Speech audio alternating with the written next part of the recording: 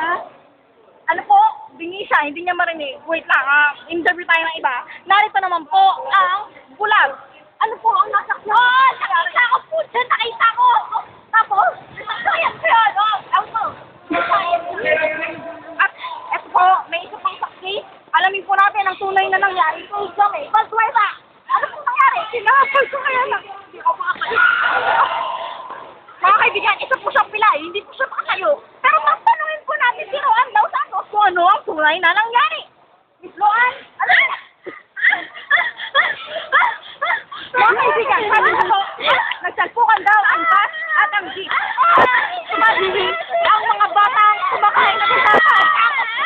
Ayan po, kasalukuyan na nakagulo. Inaso! Inaso! Mga kaibigan, nasaksihan niyo naman po. Ang bibe ay nandun sa langit lumilisap.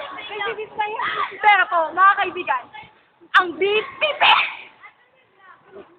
ay nakapagsalita. Ay pa to, may mga parent na po nakasaksi. Panoorin po natin sila.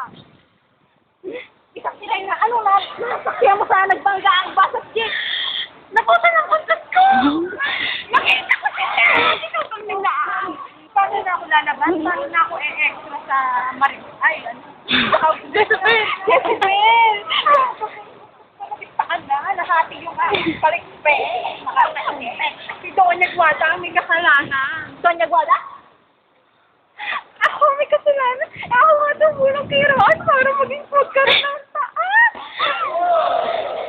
Ano naman po ang masasabi ng isang batang bububulag? Ayun na po sa po ay guilty. Guilty po siya. Kaibigan, marito po ang pagong. Ito po, hindi natin sa go, go, go, friend! At narito ang mga balita. Nasaksihan nyo naman na ang bulag ay nakakita sa pangkar